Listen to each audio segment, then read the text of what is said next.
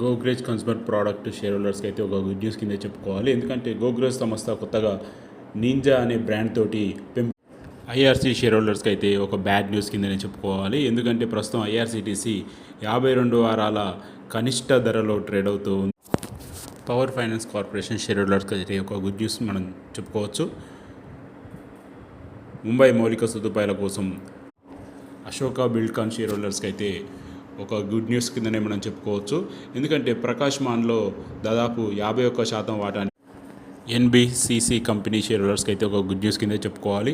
ఎందుకంటే కొద్దిసేపటి క్రితమే రైల్టెల్ నుండి దాదాపు 120 కోట్ల ఆర్డర్ని డిపిఎస్సి లిమిటెడ్ కంపెనీ షేర్ హోల్డర్స్కి అయితే గుడ్ న్యూస్ కింద చెప్పుకోవచ్చు.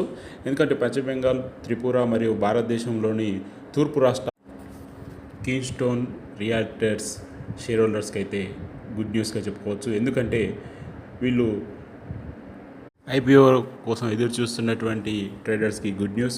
కొద్దిసేపటి క్రితమే సెబీ దాదాపు 3 ఐపీఓలకి పర్మిషన్ అయితే ఇచ్చింది. అది అందులో ఒకటి సెంకో గోల్డ్ షేర్ హోల్డర్స్కి అయితే ఒక గుడ్ న్యూస్ చెప్పవచ్చు.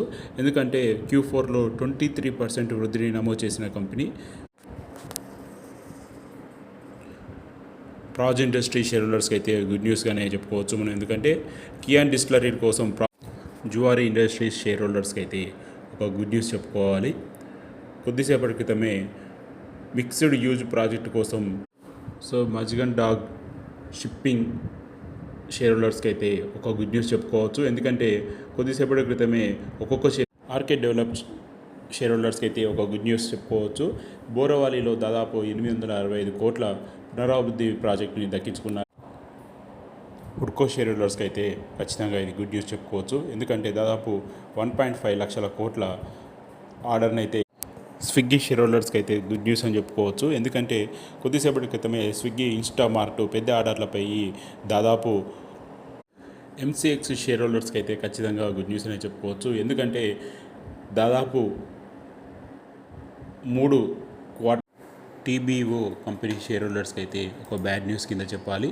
కొద్దిసేపటి క్రితమే ఆర్బీఐ వాళ్ళ చెల్లింపులన్నిటిని కూడా ఆంధ్రప్రదేశ్ ప్రజలకైతే ఒక షాకింగ్ న్యూస్ అనే చెప్పుకోవచ్చు. ఎందుకంటే ఇక్కడ నుంచి కూడా ఆంధ్రప్రదేశ్ గ్రామీణ బ్యాంక్ అనేది ఆ నేమ్ కనబడదు. ఎందుకంటే కొద్దిసేపటి సైయంట్ ఇండస్ట్రీస్ నుంచి ఒక ఇంపార్టెంట్ అప్డేట్ అయితే వచ్చింది.